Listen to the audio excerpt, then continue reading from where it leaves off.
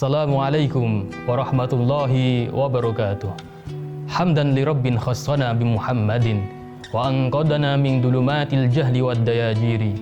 Alhamdulillahilladzi hadana bi abdihil mukhtari man da'ana ilaihi bil idni wa qad nadana labbaika ya man dallana wa hadana. Para ikhwan akhwat yang dirahmati Allah, masih bersama kami dalam acara Khadijah, kajian agama di rumah saja. Alhamdulillah, puji syukur kehadirat Allah Subhanahu wa taala, kita masih diberi kesempatan oleh Allah sehingga kita bisa bermuajahah dalam acara yang bermanfaat ini. Para ikhwan akhwat yang dirahmati Allah, pada pertemuan yang lalu kita telah membahas tentang menuntut ilmu. Pada kali ini kita akan membahas apa saja syarat-syarat menuntut ilmu itu. Karena setiap sesuatu pasti ada syarat-syaratnya.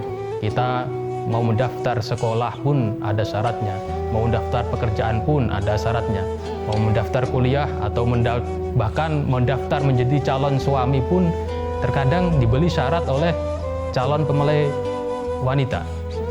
Maka dari itu menuntut ilmu pun harus ada syarat-syaratnya. Sebagaimana yang diterangkan dalam kitab-kitab salaf, disebutkan ala la tanalul ilma illa bisittatin sa'umbika sa'am majmu'iha fi bayani dakain wa hirsin wa istibarin wa bulughatin wa irsyadi ustadi wa tuli zamani.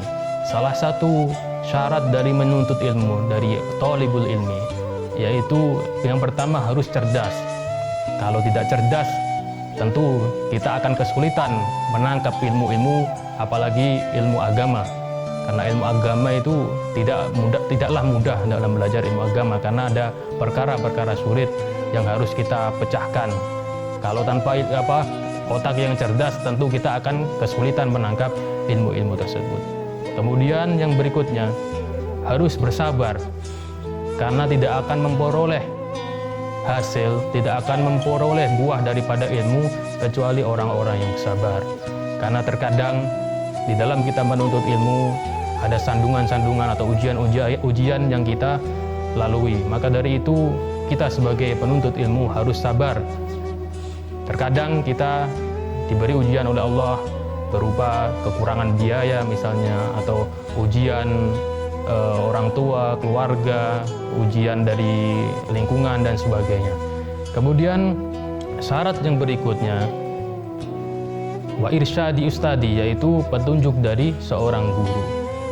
Karena tidak mungkin kita memperoleh ilmu yang bermanfaat kecuali melalui guru. Karena barang siapa yang mencari ilmu, khususnya ilmu agama, tanpa seorang guru, maka dia berguru kepada setan. Maka dari itu para ikhwan akhwat yang dirahmati Allah, janganlah kita asal-asalan dalam menuntut ilmu, apalagi ilmu-ilmu agama yang mengenalkan kita kepada Allah Subhanahu wa taala. Tidak cukup mencari ilmu hanya dengan cara membaca dari Google. Mencari ilmu hanya dengan mendengarkan dari Facebook, Instagram dan lain sebagainya, yang itu adalah terlalu simpel. Maksudnya ilmu itu diperoleh dengan cara perjuangan yang amat besar, tidak hanya dengan diperlukan waktu yang singkat. Karena waktu untuk menuntut ilmu yaitu dibutuhkan waktu yang amat panjang. Sebagaimana Rasulullah menjelaskan bahwasanya menuntut ilmu itu dari buayan sampai ke liang lahat. Jadi seumur hidup kita itu digunakan untuk menuntut ilmu. Ilmu apapun, ilmu duniawi atau ilmu samawi atau ilmu agama. Kemudian yang berikutnya, syarat dari menuntut ilmu itu dibutuhkan waktu yang amat panjang. Tidak hanya sehari, 2 hari, sebulan, 2 bulan, atau setahun, 2 tahun. Karena bagi para penuntut ilmu, waktu tersebut tidaklah cukup. Dan janganlah kita berpuas diri terhadap hanya memperoleh sebuah ilmu.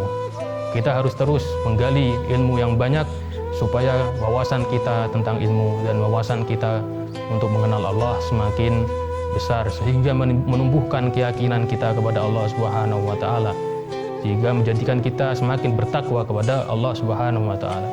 Mudah-mudahan kita semua menjadi orang-orang yang muttaqin, menjadi orang-orang yang alim, yang paham dalam agama. Karena orang-orang yang berilmu akan diangkat oleh Allah Subhanahu wa taala, diangkat derajat kita baik di dunia maupun di akhirat.